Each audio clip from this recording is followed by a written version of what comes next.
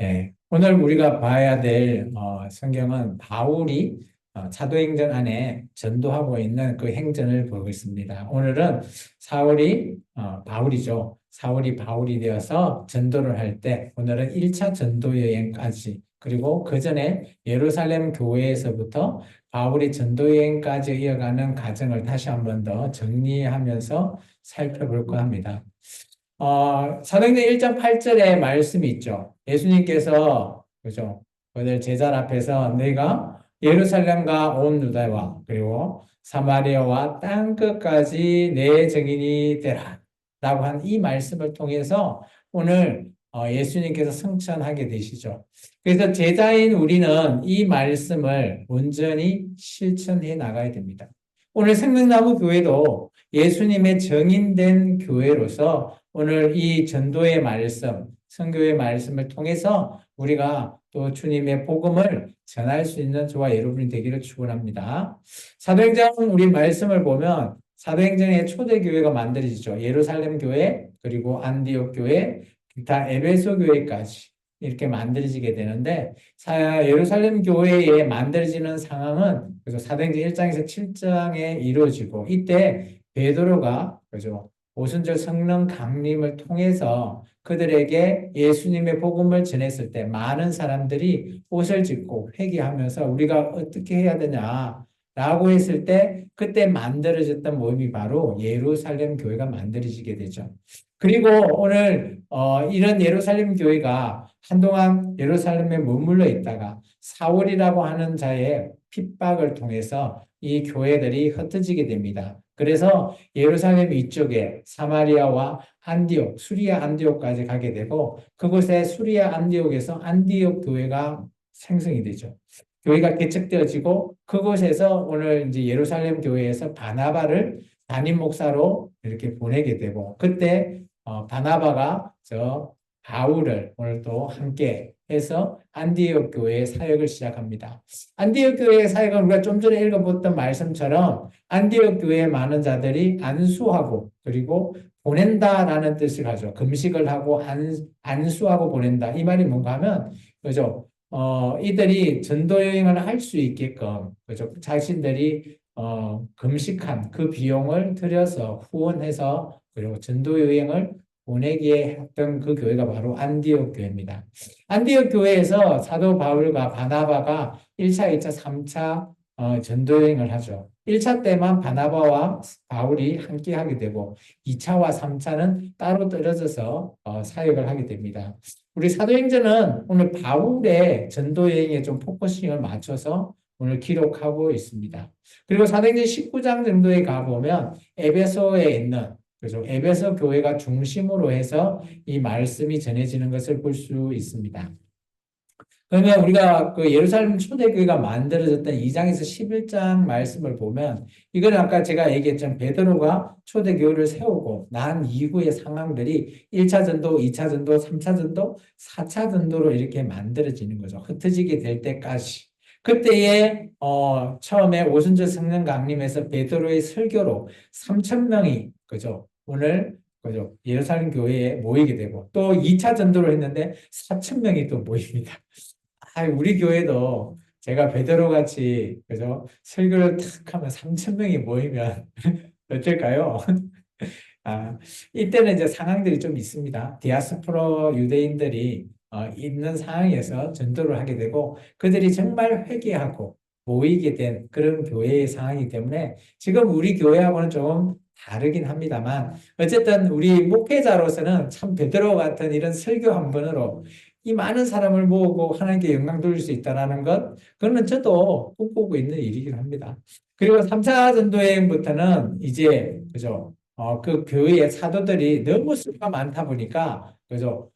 이게 밥벌이 나눠주는 일을 통해서 하기 힘들어서 이걸 7명을 택하죠. 우리가 7집사라고 하는데, 집사가 아니고 정확히 보면 전도자가 맞습니다.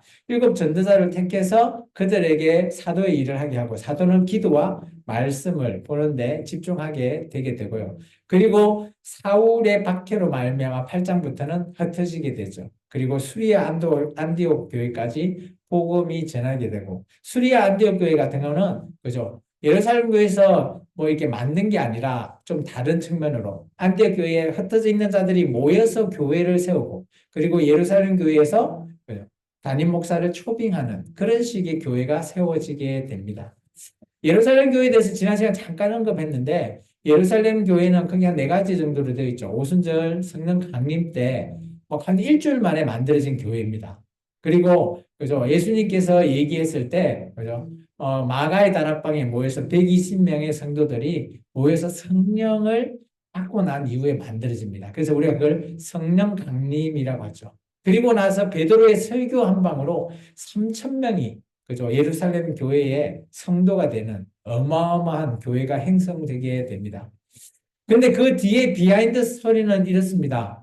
예수를 믿는 거로 말미암아 그 3천 명, 이게 디아스포라 유대인도 있고 실제 예루살렘에 거주하는 자들도 있습니다. 그들이 출교를 당하게 되죠.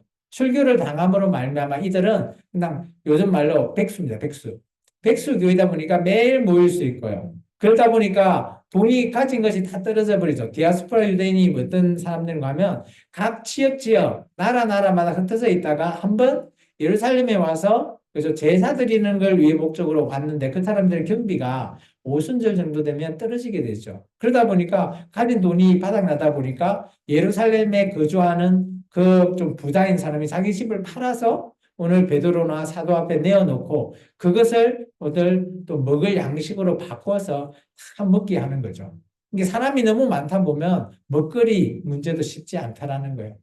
그리고 이 예루살렘 교회는 출교를 당했기 때문에 이들이 일거리가 없어요. 일자리가 없는 거죠. 이 도시 예루살렘은 철저하게 종교도시입니다. 유대교의 종교도시다 보니까 기독교인에게 일자리를 주지 않습니다. 그러니까 먹거리가 없는 거죠. 그리고 출교당할 때 40대 하나 감암매를 맞기 때문에 몸에 상처가 있는 아픈 거죠. 아파도 치료 한번 못 받죠. 돈이 없으니까. 그리고 그때 이후부터 보면 또 예루살렘 교회 내에서 파가 좀 나뉘게 됩니다. 바울파와 할례파가 나눠지는 그런 부분들이 있고요. 그리고 베드로가 이 예루살렘 교회에서 처음에 많이 부흥을 시켰지만 또 잡혀갔다가 풀려날 때 예루살렘 교회를 예수님 동생 야고보에게 맡기고 자기는 딴 쪽으로 또 가게 되죠. 이제 그런 부분에 예루살렘 교회의 현실은 좀 비참합니다. 우리는 교회가 막 사람이 많고 어마어마하면 부럽다라고 하지만 그 속에 실제 생활하는 성도님들은 너무 현실이 비참하죠. 힘들다라는 것을 볼 수 있습니다. 그리고 예루살렘 교회 2차, 3차 전도는 그죠? 3장에서 5장에는 2차 전도, 6장에서 7장은 3차 전도가 아까 앞에 있던 내용을 계속해서 제가 설명드리고요. 그리고 나서 사울의 핍박으로 말미암아 이들이 흩어지게 되죠. 흩어지게 되는 장면 전에 뭐가 있는가 하면 서대반이 공회에 서서 순교당하게 됩니다. 순교로 말미암아 이제 공회에서 기독교인들을 잡아 죽이려고 하죠. 그래서 이 예루살렘에 있는 기독교인들이 흩어지게 됩니다. 그때 사마리아까지 가게 되고 수리아 안디옥까지 흩어지게 됩니다. 이것을 잡으려고 사울이 다메섹이라고 하는 곳을 가게 되죠. 그곳에서 예수님을 만납니다. 이때 사울이 회심을 하고 이제 그죠? 예수님이 질문 두 가지를 하죠. 바울이 질문을 두 개 하죠. 주님 누구십니까? 그러니까 예수님이 네가 핍박하는 예수다. 그 다음에 한 번 더 질문합니다. 그럼 내가 무엇을 해야 합니까? 이때 예수님이 나중에 대답할 때 너는 이방인의 사도가 되어라. 그래서 사도 바울이 사울에서 바울로 회심한 이후에 주님의 일이라면 어떤 어려움에 돌을 맞더라도 가게 되는 바울의 한결같은 그런 사랑하심을 우리가 볼 수 있죠. 그리고 그 점에서 베드로는 또 고넬로라고 하는 백부장, 로마의 백부장의 또 그곳에서 성령님에 의해서 만나게 되고 사도행전 9장에서 그곳에서 또 하나님께서 성령을 통해서 그죠? 또 방언을 하게 되고 그런 문제들을 또 가지고 와서 나중에 15장 예루살렘 총회까지 이방인은 어떻게 해야 되냐 이런 문제까지 이어지게 되는 겁니다. 이 전반적인 내용 안에는 바로 안디옥이라고 하는 교회가 포함이 되어 있습니다. 이 안디옥 교회는 흩어져서 함께하는 교회입니다. 그래서 여기에는 유대인과 이방인이 함께하게 되고요. 그리고 그 교회가 세워졌지만 담임 목사가 없다 보니까 오늘 예루살렘 교회에서 파송하게 되고, 그리고 그 파송당한 바나바가 또 바울을 함께 동력자로서 사게 되고, 또 그들이 오늘 우리가 말씀을 읽었지만 그들이 선교의 목적을 통해서 그들에게 선교를 할 수 있게끔 해줍니다. 이런 안디옥 교회는 믿지 않는 자에게 그리스도인이라고 하는 별명을 얻게 되죠. 우리가 그리스도인, 기독교인이라고 불리는 그런 것의 시초가 바로 안디옥 교회의 모범이라는 거죠. 그리고 이들은 한결같이, 그죠? 예루살렘 교회가 아까 제가 정치적, 종교적 조시라고 그랬잖아요. 그러다 보니까 먹고 살 길이 없다 보니까 오늘 바울이 이런 예루살렘 교회를 구제하는 연보를 만들게 됩니다. 그리고 또 이들이 이제 선교 여행을 떠나게 되죠. 그래서 오늘 우리가 봐야 될 것은 1차 바울과 바나바가 선교 여행하는 것을 볼 겁니다. 우리 영상 한번 볼게요.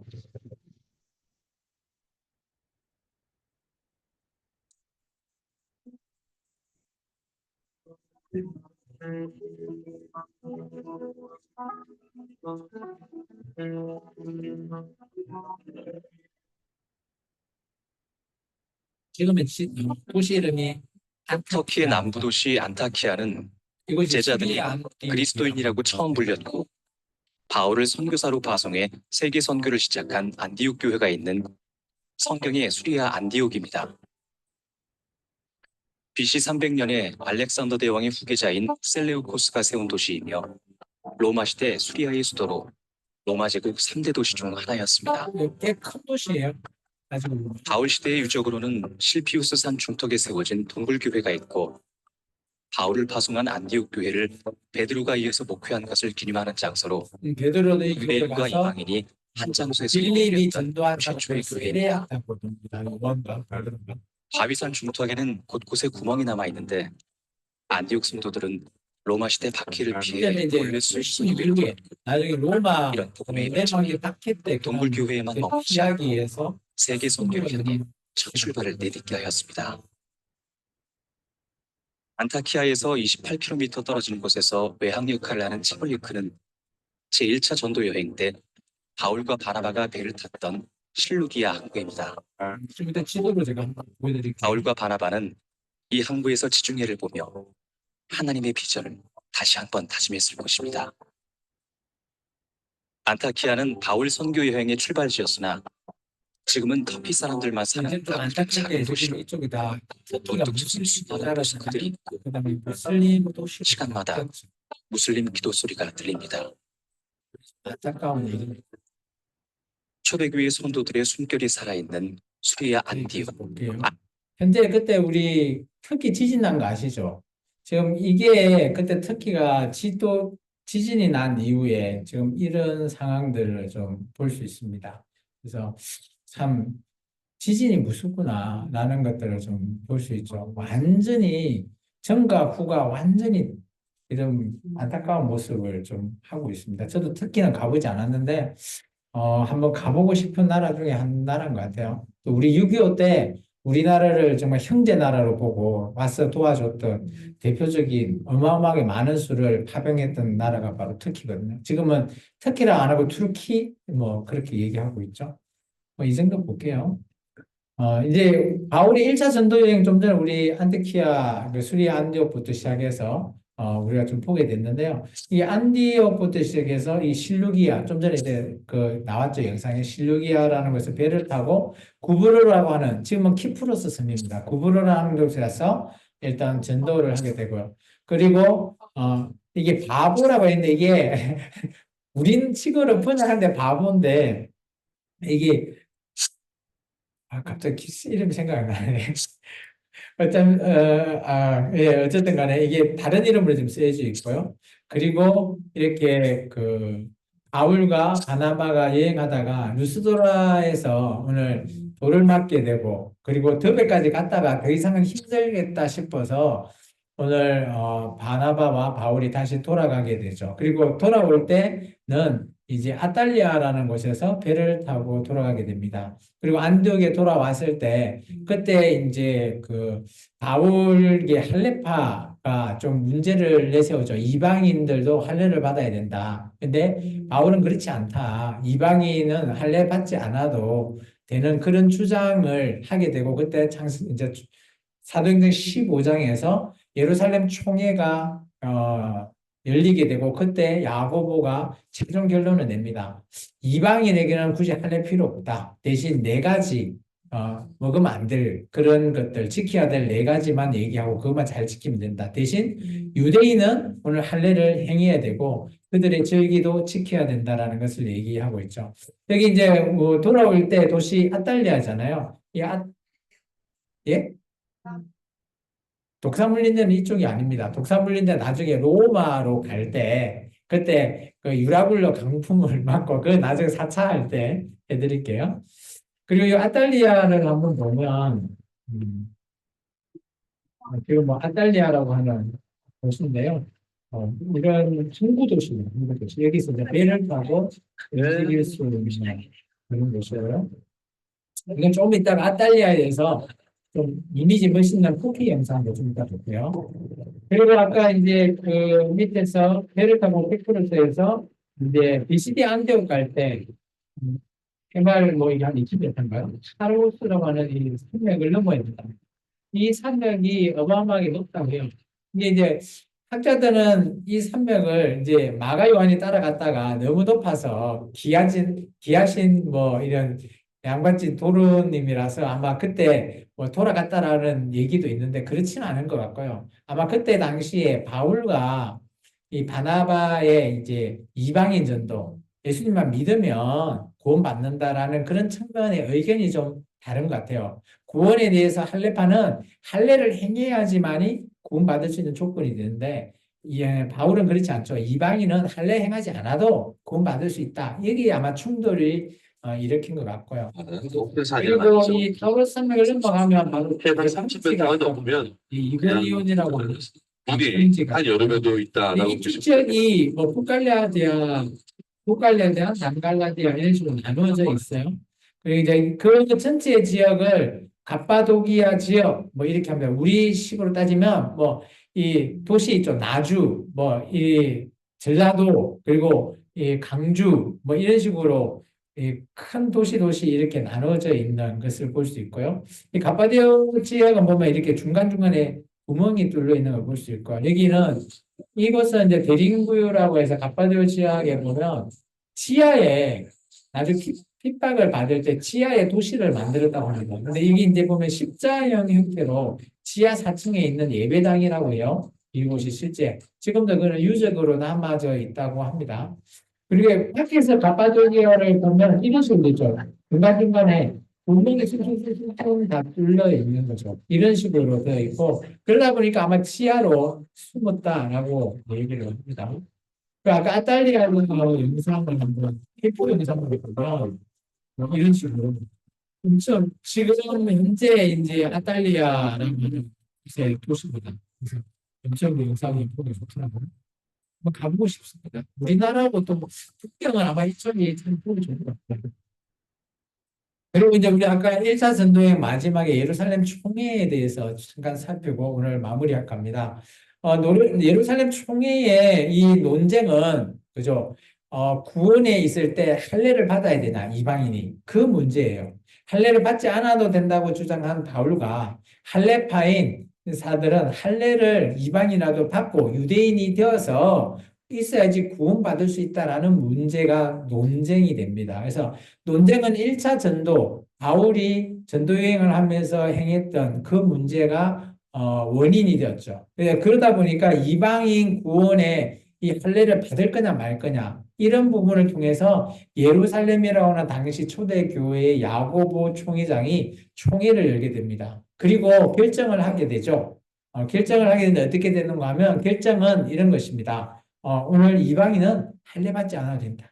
따라서 저와 여러분은 유대인이 안 되죠. 할례를 안 받았잖아요, 지금. 그래서 우리는 예수님 앞에 구원이 있다라는 겁니다. 이에 반해서 유대인들은 할례를 받아야 되고 절기를 지켜야 되는 거죠. 그래서 여러분 잘 한번 생각해 보시면 지금 한국 내에 그죠? 6월절을 지킵시다. 뭐 할례를 받읍시다. 이렇게 얘기하고 있는 이단들 있잖아. 하나님의 교회, 뭐, 그, 유월절을 지키자라고 하는, 뭐, 그, 어디죠? 갑자기 기억이 안 나네. 그런 이단 쪽에서 하고 있는 그런 모든 것들, 그거는, 그죠? 전혀 맞지 않다라는 거예요.